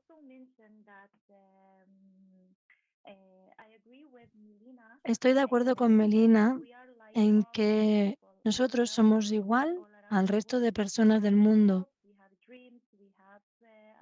Tenemos sueños y tenemos cosas que queremos hacer en la vida. Pero hay algo en el que no estoy de acuerdo con Melina, porque nosotros no somos como los demás. Porque hay muchas personas que no han vivido estas cosas tan duras y no han tenido esta vida tan dura, no han tenido estos miedos que tenemos nosotros y no han tenido que escapar cada día de la muerte. Esto es algo que nos hace más fuertes y que nos hace querer buscar una vida mejor, que nos hace aceptar los retos que tenemos en nuestras vidas para para poder conseguir un cambio. Porque creo que todos los palestinos y palestinas no están de acuerdo con la realidad que ven en sus vidas y todos ellos miran y ponen la mirada en cada momento en la libertad, en poder volver a sus casas. Cuando llegué aquí a Barcelona, me gustaría decir que la primera persona que me encontré fue el coordinador del proyecto de la Facultad de Medicina y lo primero que pasó cuando llegué es que estaba en contacto con un amigo palestino que estaba haciendo su doctorado aquí en la Universidad de Barcelona también. Y le dije, por favor, que me ayudara a llegar al campus de la universidad para poder reunirme con el coordinador del máster. Y cuando llegué, pues nos dio la bienvenida, estaba muy contenta de tener estudiantes de fuera. No sabía nada. No sé, no quiero decir nada, pero no sabía mucho sobre Palestina. La coordinadora, como les decía, nos habló de lo que íbamos a hacer y lo que íbamos a seguir haciendo. Y qué es lo que iba a hacer yo como mujer musulmana aquí. Porque me preguntaba si yo podía vivir en una cultura europea, una cultura española, y ella pensaba que tal vez yo no iba a continuar con mis estudios. Y más adelante hice la tesis de mi máster con ella y al cabo de un par de meses me dijo, cuando llegaste con este chico palestino, pensé que era tu marido, porque yo lo que pensaba es que las mujeres musulmanas no podían viajar solas, no podían viajar sin estar acompañadas. Y esta fue la primera situación en la que me encontré con ella, cuando ella me vio. Cuando me vio a llegar a la Universidad de Barcelona acompañada por este amigo. Más adelante seguí con el máster y obtuve unas notas muy altas con ella. y luego en todo el programa. Y más adelante me dijo si quería seguir con mi doctorado allí, porque ella quería contratarme en su laboratorio para poder hacer más experimentos. No fue sencillo, no fue para nada sencillo, fue muy duro para mí seguir una vez que había finalizado el máster por diferentes razones. Una de ellas es que no tengo un permiso legal para residir aquí en España. A la vez, tampoco quiero perder la participación en este estudio, y ella encontró una solución para mí para poder completar lo que había venido a hacer. Me contrató en su laboratorio y luego me permitió solicitar una beca para seguir con mi doctorado, y ahora muchas de las personas en el laboratorio o la mayoría de mis compañeros y compañeras se sentían, ¿cómo lo digo?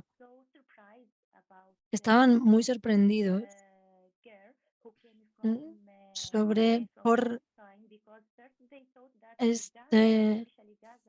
estaban muy sorprendidos por la situación de Palestina, porque pensaban que Gaza era una ciudad muy cerrada y pensaban que no tenemos internet ni electricidad y que no tenemos acceso a las necesidades primarias, las necesidades básicas de la vida. Pero luego empezaron a preguntar muchas cosas sobre la vida en Gaza, sobre cómo son las personas, etcétera. Y intenté responder a estas preguntas, y que las personas intentan vivir como las personas que viven fuera. Las personas que viven en Gaza están permanentemente intentando estar en contacto con el mundo exterior.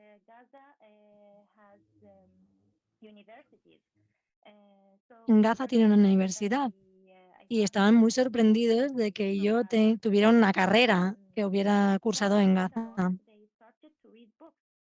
Más adelante empezaron a leer libros sobre Palestina, sobre la Nakba, sobre lo que ocurre, sobre lo que ocurrió en 1948 y sobre cómo Israel llegó a Palestina y cómo vivían las personas allí. Estaban compartiendo los libros entre ellos, y eso para mí fue muy significativo. Y para mí eso me permitió ver que hubo también un cambio en su forma de percibir este conflicto, y esa es una buena forma de cambiar la percepción sobre Palestina, y es una cosa que podemos hacer los estudiantes palestinos en el extranjero. Yo, como investigadora biomédica en Europa, pues no es muy fácil obtener un puesto como el mío. Además, durante estos años de mi trabajo en el laboratorio, mi supervisor me mostró o me animó a continuar, porque hubo muchos estudiantes que no podían seguir.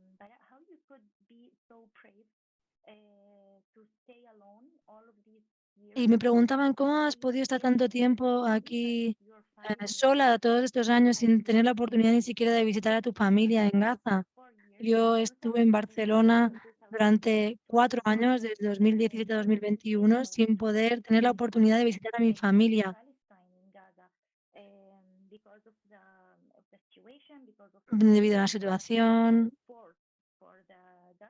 y debido al bloqueo a la franja de Gaza. With me a lot of events, like sometimes Yo crying. encontré muchos acontecimientos. No veía yo a mi familia, no tenía tampoco ninguna oportunidad, ninguna opción de ir allí. Y ellos tampoco tenían la oportunidad de viajar, salir al extranjero y verme.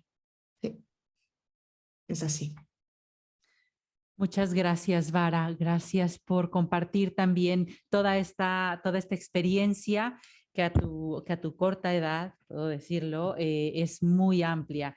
Por compartirnos esta parte de que la convivencia y el contacto en muchas ocasiones también elaboran una cercanía dentro de las sociedades de acogida, ¿no? Y también por esas ganas de seguir estudiando, porque definitivamente las personas refugiadas tienen que seguir en la universidad, tienen que seguir con sus vidas, y si una de estas situaciones te pilla en el medio de continuar con una carrera universitaria, las universidades tenemos el deber también de facilitar esa parte, esa continuación de los estudios. Y en este sentido, doy ahora la bienvenida otra vez a todos los ponentes, a Jesús, desde luego, a Joan, a Nuria, a contestar a las siguientes preguntas también que les voy a hacer. Vara, Milina, desde online también pueden unirse a la respuesta a estas preguntas que tengo.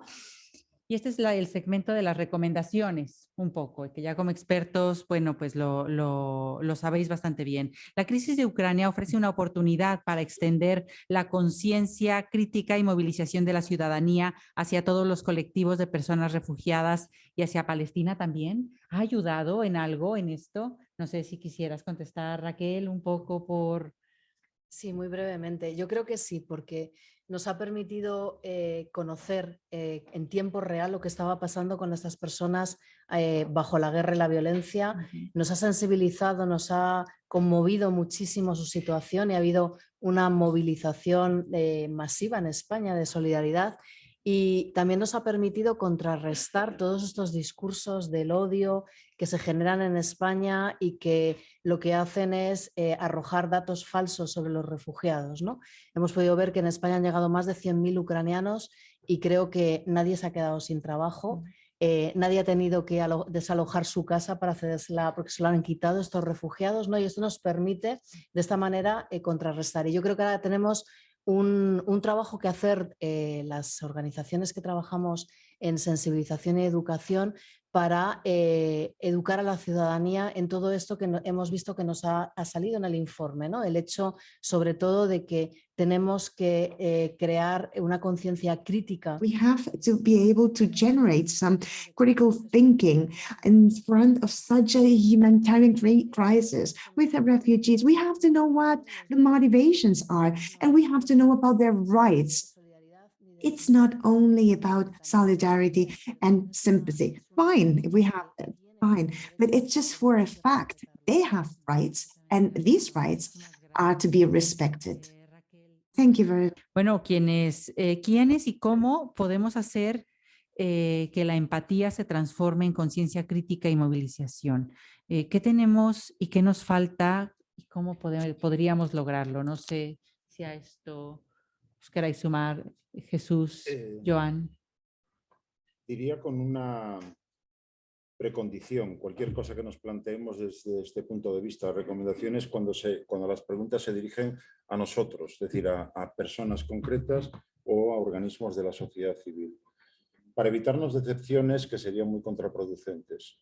De lo que estamos hablando es de un problema político y por lo tanto no es nuestra tarea resolver el problema político. El problema político lo tendrán que resolver actores políticos. Lo digo porque si uno tiene una experiencia de llevo 15 años trabajando en este tema y la situación está igual o peor de lo que estaba cuando empecé, pues eso puede llevar, ya digo, a consecuencias muy, muy negativas. Por lo tanto, no asumamos responsabilidades que no nos corresponden, diría. Situados en ese punto, pues creo que hay dos elementos fundamentales. Como individuos, el intentar hacernos a la idea de que vivimos en un mundo globalizado en el que hay unos cuantos que ganan y muchos que pierden, que se están quedando atrás, y que desde ese punto de vista, en nuestra condición de ciudadanos privilegiados y en nuestra condición de consumidores, tenemos palancas enormes para poder hacer cosas que sean más coherentes con los valores y principios que decimos defender. En general no nos distinguimos mucho por nuestra coherencia. Digamos que cada individuo elige cuál es su nivel de contradicción entre lo que dice y lo que hace. Pero a partir de ya tenemos bastantes cosas que podemos hacer para paliar, que es a lo que se dedica la cooperación al desarrollo o las agencias como la UNRWA, paliar los efectos más brutales de unos desajustes en el escenario internacional derivados de agendas políticas de unos y de otros. Por lo tanto, creo que hay en ese sentido, como donantes a título individual, como receptores, como personas abiertas a la convivencia con los distintos, ahí tenemos un margen de maniobra enorme.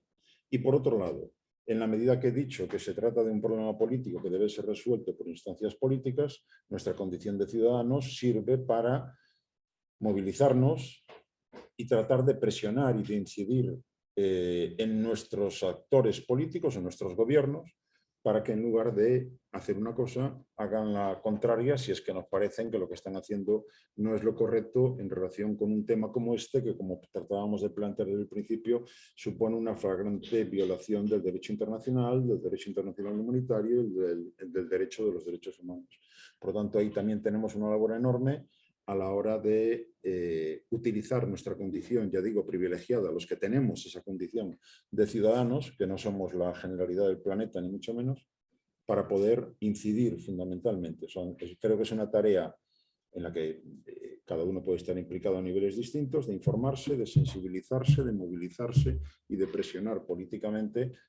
Y cuando digo políticamente no me estoy olvidando de las empresas multinacionales, porque hay veces que tienen más poder que los propios gobiernos nacionales, pero ahí tenemos también otro amplio campo de maniobra. Todo eso sin pretender, sin soñar con vamos nosotros allí y arreglamos el problema. No va por ahí. Muchas gracias, Jesús. Joan. Sí, yo creo que, como ya se ha dicho en la mesa, el contacto con las personas refugiadas es muy importante. Dejar de verlos como un problema, dejar de verlos como una masa. Son personas con nombres, apellidos, con historias que contar, no en absoluto diferentes de las nuestras. Eso por un lado. Por el otro, yo creo que también, y ya cierro el círculo y voy a la primera intervención de Jesús, estamos hablando de derechos, estamos hablando de convenios internacionales que se han firmado, estamos hablando de legislación internacional, estamos hablando de la Carta de Naciones Unidas, estamos hablando de este tipo de cosas, no estamos hablando de solidaridad, no estamos hablando de simpatía, no estamos hablando de izquierdas o de derechas, no estamos hablando de este tipo de cosas. Alguien que huye de una guerra tiene derecho de asilo, lo ha firmado el gobierno español. Por lo tanto, nuestro primer trabajo es exigir al gobierno español que cumpla los convenios que ha firmado.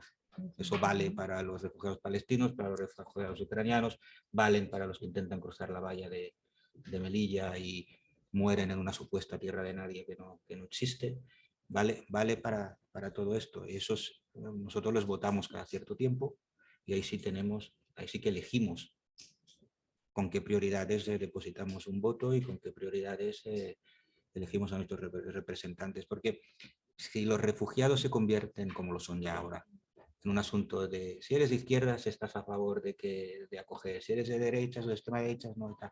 Ese discurso no lleva a ningún sitio, nos metemos en una guerra ideológica, en unas zanjas, en unas trincheras que lo único que genera ruido. Es mucho más sencillo que todo eso. Hay convenios firmados que hay que cumplir, hay una ley que hay que cumplir, hay un derecho internacional que hay que cumplir, es una cuestión de derechos. Muchas gracias, Joan. Nuria. Sí, muy brevemente, porque lógicamente el papel que me queda después de estas intervenciones es poco, pero sí que retomando vuestras palabras y por dónde he empezado, yo creo que hay que ahora nos vamos todos a casa o ya están en casa los que están online y se trata de llevarnos, no hacer ese activismo hacia la frustración, como comentaba Jesús, porque ese riesgo está, pero yo creo que hay que poner a las personas en el centro, hay que dar protagonismo, hay que humanizar y hacer visible, porque yo creo que es lo que nos ha pasado con los ucranianos, que los hemos venido aquí, los hemos visto, nos ha tocado más de cerca y creo que con esas claves pues podemos intentar hacer acciones concretas, pragmáticas, voluntariados internacionales, como comentaba Jesús, que se hacían antes. Hay 1000 acciones concretas, pero creo que hay que poner esa mirada en humanizar y en no irnos a casa y decir, bueno, ahora cada uno volvemos a lo nuestro y hasta que eso me toque. yo me llevaría esa tarea a casa. Muchas gracias, Milina, Vara. Tenemos un breve momento para preguntaros también cómo podemos involucrar a las nuevas generaciones, a los jóvenes en todo esto, en un minuto. ¿Cómo creéis que podemos, cómo querríais y cómo pensáis que podemos involucrar a las nuevas generaciones en esta causa, en este conocimiento, en esta puesta en marcha nueva puesta en marcha de derechos, como mencionaba Joana hace un momento? Milina, ¿quieres contestar tú primero? Yes, sure, definitely. Well, I think you're setting Muchas gracias. Sí, yo creo que es un buen ejemplo. Sería pues haciendo estos webinarios que estáis haciendo entre universitarios, entre las nuevas generaciones. Y aquí estamos señalando exactamente lo que decías en la primera palabra de tu intervención. Necesitamos más información, más concienciación, sobre todo en estas jóvenes generaciones. Pero no nos olvidemos de la responsabilidad de los que han sido escogidos en el Parlamento. Ellos tienen que trabajar con las promesas que han hecho a los ciudadanos. Y recordar también que los refugiados palestinos no son diferentes de otras poblaciones refugiadas. Seguramente lo habrán visto en las noticias cuando empezó la guerra en Ucrania. No quiero mencionar la agencia de noticias que dijo, miren, son blancos como nosotros. Esa palabra, blanco, realmente me chocó. Dijo mucho, porque estaban haciendo una diferenciación entre qué refugiados, unos eran blancos, otros no. Eso es una discriminación y estas discriminaciones tienen que desaparecer. Muchas gracias, Milina. Gracias por esta intervención. Vara, brevemente, ¿cómo piensas, cómo recomendarías, tú cómo lo harías?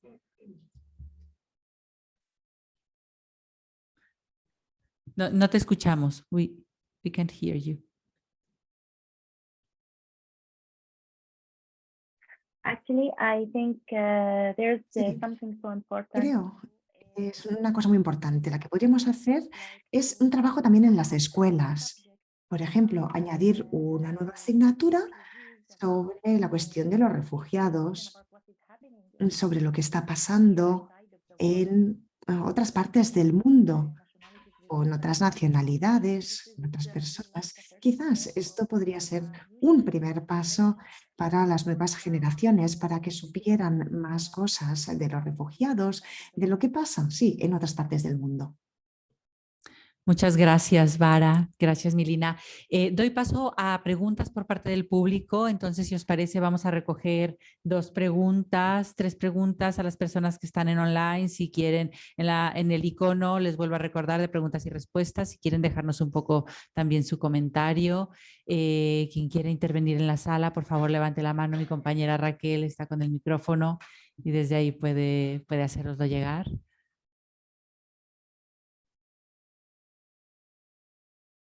Sí.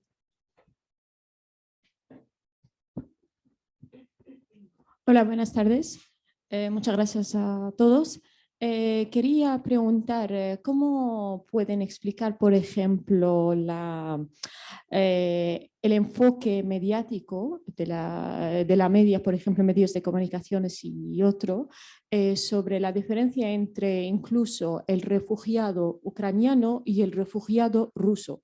Aunque el refugiado ruso cumple más la definición del refugiado de la Convención del Refugiado de 1951. Y, por ejemplo, la mayoría de los refugiados ucranianos, si vamos a la definición estricta de dicha definición, tampoco lo cumplen. Eso es lo que se consideran como flujo masivo. Entonces, ¿cómo lo explicarían?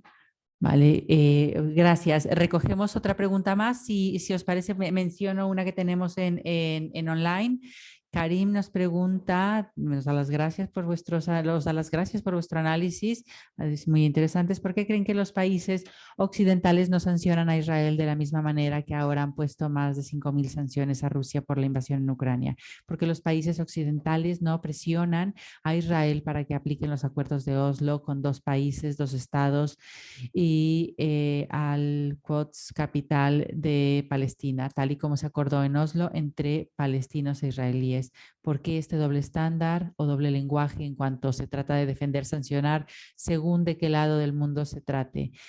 ¿Cómo se puede confiar en el derecho internacional si no se aplica igual para todos? Bueno, un poco estas son las 2 preguntas que tenemos. ¿Os parece que las repartamos por alusiones y empezamos por Joan?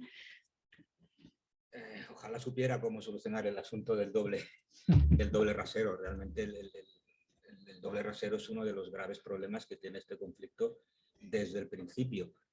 Hay muchas razones para ello. Una de ellas es que en sus raíces es un conflicto de índole colonial, en el proceso postcolonial, y aquí estamos hablando en esencia de migrantes europeos que iban a una zona del mundo que era considerada una colonia. A partir de ahí viene todo lo demás. Israel desde el principio es considerado uno de los nuestros por diferentes motivos, y el concepto nuestro se ha ido cambiando desde el principio de las emigraciones, pero ahí está, es uno de los nuestros por motivos de hermandad, por motivos geoestratégicos, por motivos de que son occidentales.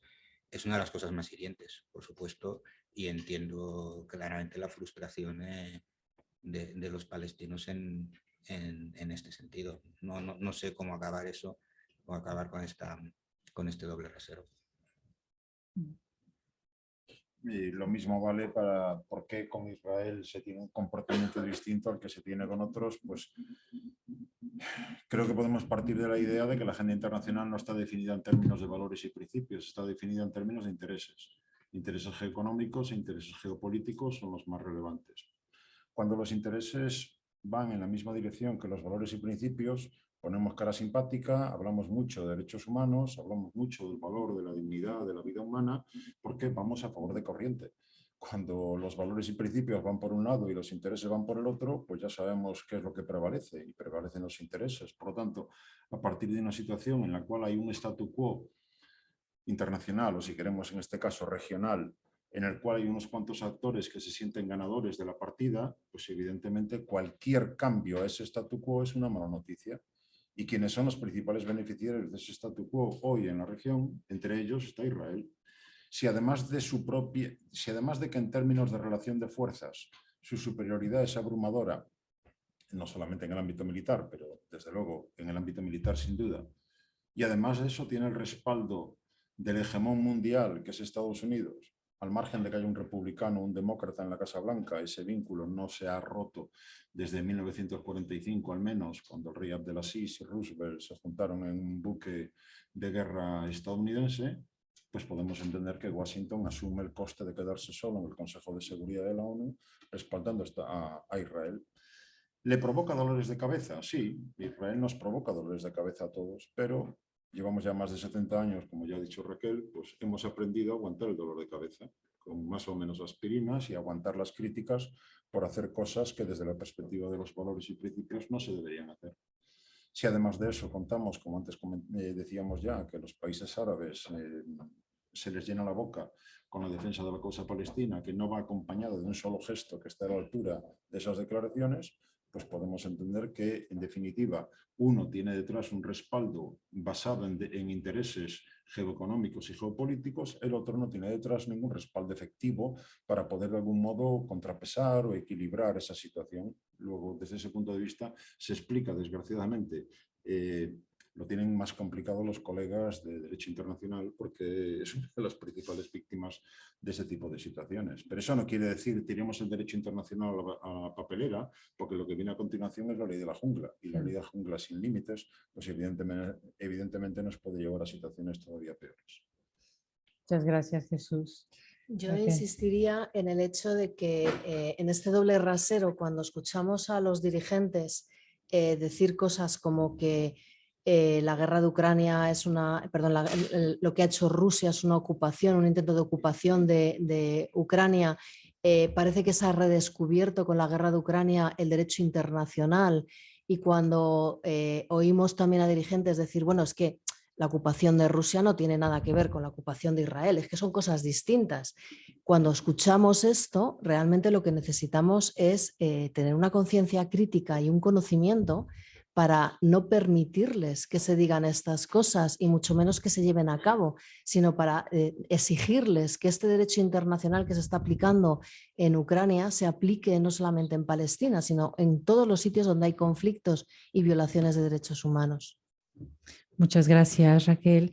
Bueno, quiero agradecer a todos hoy su asistencia. Quiero agradecer a las personas también que nos han acompañado en online, a nuestras traductoras y desde luego a esta presencia tan especial de Milina, de Vara, por vuestro testimonio, pero también por vuestro conocimiento y por vuestro análisis de la situación. Gracias al estudio, Nuria, gracias al estudio. Raquel, muchas gracias por el análisis y desde luego agradecer a la ESID esta colaboración que es tan especial y a UNRWA, a quien les invito por favor a seguir en la web y en redes sociales. Gracias y buenas noches.